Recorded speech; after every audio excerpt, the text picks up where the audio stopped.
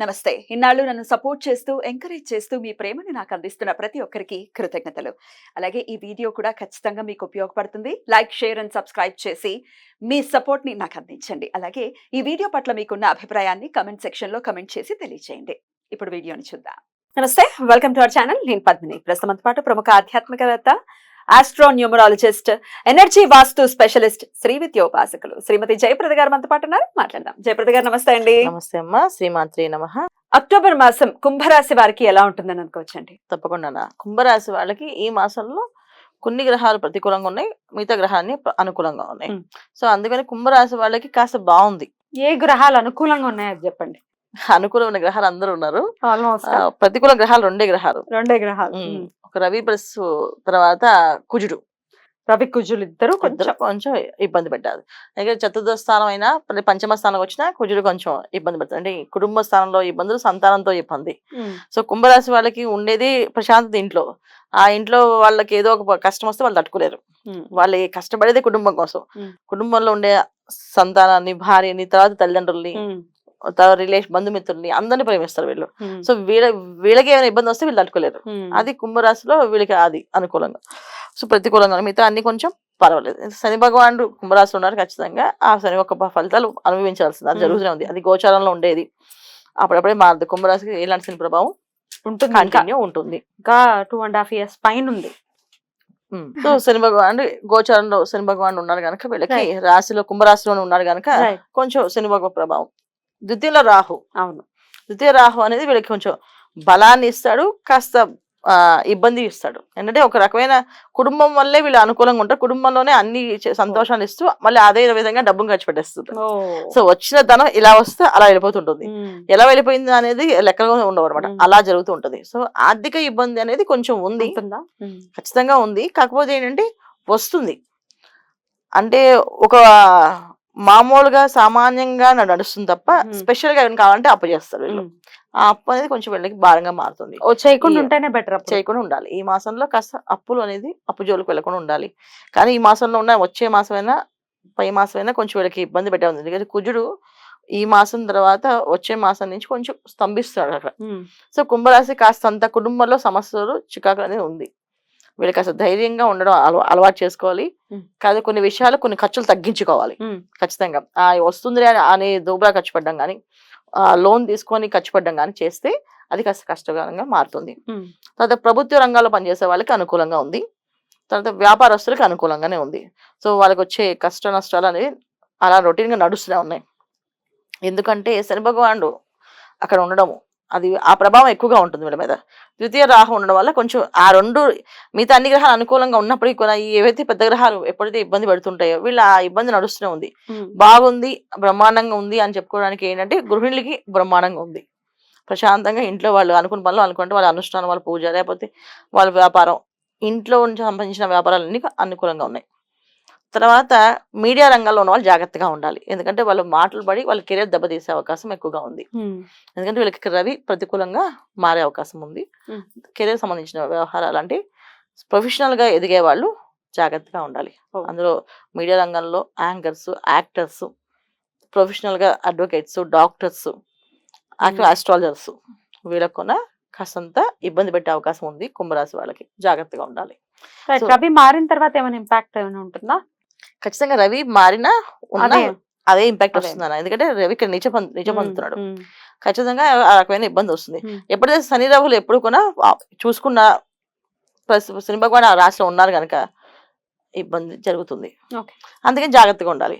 So సంబంధించిన వ్యవహారాలు ఏదైనా చేస్తే 1-10 సార్లు ఆలోచించి ఏ పని చేయడము, వెంటనే సైన్స్ పెట్టి అగ్రిమెంట్ సంతకాలు పెట్టేసి మనం ఇరుక్కుండము అవి జరుగుతుంటాయి. అలాంటివన్నీ కూడా ఆలోచించి చేయాలి.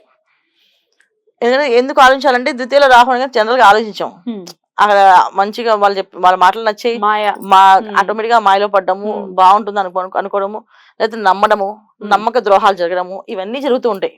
దానికి ఏంటంటే మనం కాస్త ఏం చేయాలంటే దైవారాధన ఎక్కువ ఆరాధించాలి. భార్యాభర్త మధ్య సమస్యలు కూడా ఉన్నాయి.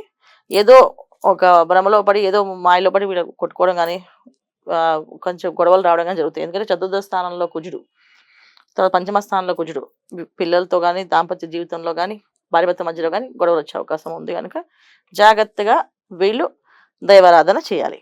నేను ఎప్పుడు దైవారాధనే చెప్తాను, ఎందుకంటే దైవాన్ని మించిన ఏ శక్తి పనిచేయదని నా నమ్మకం. సో నేను ఎప్పుడు దైవాన్ని ఆరాధిస్తుంటాను. ఎప్పుడు నాకు దైవం తప్ప వేరే ధ్యాస ఉండదు.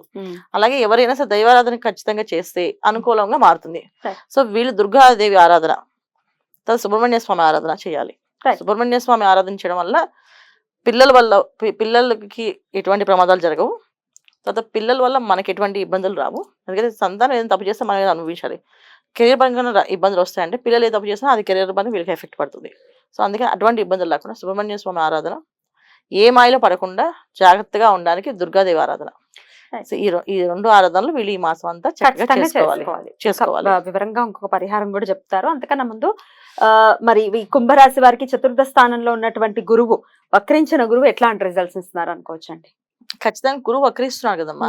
చతుర్థ స్థానంలో వక్రించినప్పటికి కూడా మనకి ఏంటంటే ఆయన దృష్టి, విశేష దృష్టిలో పంచమ దృష్టి, నవమ దృష్టి, లగ్నంలో సప్తమ దృష్టి. అందువల్ల ఏంటంటే ఖచ్చితంగా గురువు బలం తక్కువైపోయింది వీళ్ళకి అక్కడ. కానీ మన గురువు కంటే కూడా శని భగవాన్ ఉన్నారు వీళ్ళ రాశిలో. సో ఆయన ఉంటే అదే పెద్ద బలం వీళ్ళకి. ఆయన కొంచెం మంచి ఫలితాలు, కొంచెం మిశ్రమ ఫలితాలు, కాస్త కష్టపడే ఫలితాలు 3 ఇస్తాడు ఆయన. ఎందుకంటే కర్మకారకుడు. మనకి అనుభవించే ఆనందం ఉంటే ఆనందాన్ని ఇస్తాడు, అనుభవించే కష్టాన్ని ఉంటే కష్టాన్ని ఇస్తాడు ఆయన. సమానంగా తోలుస్తాడు. అందుకని ఖచ్చితంగా శని భగవాన్ ఉన్నాడు కనుక వీళ్ళకి జరిగే విషయాలన్నీ కూడా ఇబ్బంది ఉంది. అయితే వీళ్ళకి ఏంటంటే ఏం చేసుకోవాలి అంటే దైవారాధన. మీరు ఎలాగో ఇందాక చెప్పారు, ప్రాక్టికల్ గా ఉంటారు వీళ్ళు. దేవతారాధన ఖచ్చితంగా చేయాలి. సో వీళ్ళంటే ప్రాక్టికల్ గా ఆలోచిస్తారు ఈ విషయాన్ని. వీళ్ళు ఉద్యోగం చేస్తున్నాం, ఎవరిని ఒక మాట అనం, మన పని మనం చేసుకుంటున్నాం ఏంటి అని. కానీ ద్వితీయ రాహు ఏం చేస్తాడంటే వీళ్ళకి తెలియకుండానే ఒక రకమైన బద్ధకాన్ని ఇస్తాడు. చాలా మంది ఏంటంటే బద్ధకం లేదు, కరెక్టే, బద్ధకం లేదు, కానీ ఫోన్ లో మీరు రీల్స్ చూస్తున్నారా, అది బద్ధకం కిందే వస్తుంది ఏంటి. ఒక పని చేద్దాం వాయిదా వేస్తూ వాయిదా వేసి నెత్తి మీదకి వచ్చే వరకు ఆగకుండా ఉంటామా, అది కూడా బద్ధకం కింద వస్తుంది. అంటే దురవ్యసనాలు, దురలవాట్లు అంటే వాటిలో అతి నిద్ర, అతి తిండి, అతిగా మాట్లాడటము, అలా కూర్చొని ఉండిపోవడం, ఏమి చేయకుండా ఉండడం, ఇవ్వకుండా దురలవాట్ల కింద వస్తాయి, దుర్లక్షణాల కింద వస్తాయి. కానీ జనరల్ మనం ఏంటంటే దురవ్యసనాలు అంటే వేరే ఆలోచిస్తాం, దురలవాట్లు అలవాట్లు అనుకుంటాం. వాటన్నిటికంటే మెయిన్ ఇదే ఇంపార్టెంట్. మనం ఒక ఫోన్ ఇవాళ రోజున ఏమీ లేవండి అందరికి, చాలా మందికి చేతిలో ఫోన్ ఉంటే చాలు, 1 గంట పోతుంది వాళ్ళకి. ఒక 10 నిమిషాలు వెయిట్ చేయండి అని చెప్పి అంటే అని ఫోన్ చూసుకుంటారు, అది కాస్త గంట అవుతుంది, వాళ్ళు గంట సేపు నుంచి అది చూసుకుంటూ ఉంటుంటారు. ఫోన్ వల్ల చాలా ఇబ్బంది పడతారు. సో అందుకే ఏం చేస్తా అంటే 10 సెకండ్స్ ఫోన్లో అలారం పెట్టండి. 10 సెకండ్స్ అవగానే అది మోగుతుంది, అప్పుడు మనం ఏ పని చేస్తాం తెలుస్తుంది. సో ద్వితీయ రాహు ఎప్పుడు ఖచ్చితంగా బద్ధకాన్ని ఖచ్చితంగా ఇస్తాడు. అందుకని ఇచ్చాడు కదా, ఆయన బద్ధకం ఇచ్చాడు, మేము బద్ధకం ఇస్తున్నాం ఉండిపోతున్నాం అని అనుకోకండి. ఆ బద్ధకాన్ని బయటపడడానికి దుర్గాదేవి ఆరాధన ఖచ్చితంగా చేయడం. తర్వాత శనివారం పూట గోశాలకు వెళ్ళడం, గోవులకి కాస్త బెల్లం తినిపించడము, తర్వాత శనగలు తినిపించడం, నానబెట్టిన శనగలు తినిపించడం, నానబెట్టిన నువ్వులు బెల్లం కలిపి తినిపించడం, ఇవి గోశాలలో వీళ్ళు చేయాల్సిన పరిహారాలు. శనివారం పూట ఖచ్చితంగా గోశాలకు శనివారం పూట వెళ్లాల్సింది. తర్వాత వెంకటేశ్వర స్వామికి పిండి దీపారాధన.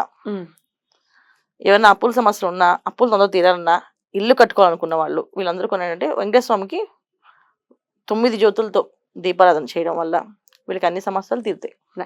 అలా తీరాలి మన వాళ్ళకని మనస్ఫూర్తిగా కోరుకుంటూ మనం విందాం. థ్యాంక్ యూ అండి. నమస్తే. నమస్తే అమ్మా. శ్రీమాత్రే నమః.